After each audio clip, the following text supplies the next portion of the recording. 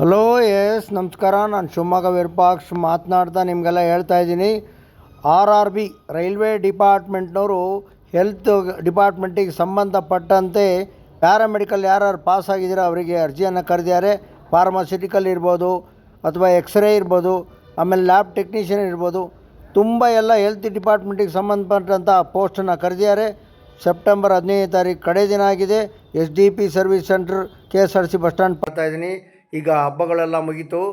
ಇವಾಗ ಮೈನಾರಿಟಿ ಸ್ಕಾಲರ್ಶಿಪ್ಪಿಗೆ ಅರ್ಜಿ ಹಾಕೋದಕ್ಕೆ SSPನಲ್ಲಿ ಅವಕಾಶವನ್ನು ಕಲ್ಪಿಸಿದ್ದಾರೆ. ಮೈನಾರಿಟಿ ಅಂತಂದರೆ ಮುಸ್ಲಿಮ್ಸು, ಕ್ರಿಶ್ಚಿಯನ್ನು, ಪಾರ್ಸಿಗಳೆಲ್ಲ ಸ್ಕಾಲರ್ಶಿಪ್ಪಿಗೆ ವಿದ್ಯಾರ್ಥಿ ವೇತನಕ್ಕೆ ಅರ್ಜಿ ಹಾಕೋದಕ್ಕೆ ಅವಕಾಶವನ್ನು ಕಲ್ಪಿಸಲಾಗಿದೆ. ಶಿವಮೊಗ್ಗದ KSRTC ಬಸ್ ಟರ್ಮಿನಲ್ ಪಕ್ಕ ಇರ್ತಕ್ಕಂಥ SDP ಸರ್ವಿಸ್ ಸೆಂಟ್ರಿಗೆ ಬಂದು ನೀವು ಅರ್ಜಿಯನ್ನು ಹಾಕಬೇಕು. ಬರ್ಬೇಕಾರೆ ನಿಮ್ಮದು ಮಕ್ಕಳ Aadhaar card, bank passbook, caste certificate, ಹೋದ ವರ್ಷದ ಮಾಸ್ ಕಾರ್ಡನ್ನು ತರೋದನ್ನು ಮರಿಬೇಡಿ ಅಂತ ಹೇಳ್ತಾ ಇದ್ದೀನಿ. ಆನ್ಲೈನ್ ಅಪ್ಲಿಕೇಶನ್ ಹಾಕಬೇಕು ಅಂದರೆ ಶಿವಮೊಗ್ಗದ KSRTC ಬಸ್ ಟರ್ಮಿನಲ್ ಪಕ್ಕ SDP ಸರ್ವಿಸ್ ಸೆಂಟ್ರ್ ಅಂತಿದೆ. ನನ್ನ ಫೋಟೋ ಇರ್ತಕ್ಕಂಥ ಫ್ಲಕ್ಸ್ ಇದೆ, ಬಂದು ಭೇಟಿ ಕೊಡಿ. ನಮಸ್ಕಾರಗಳು.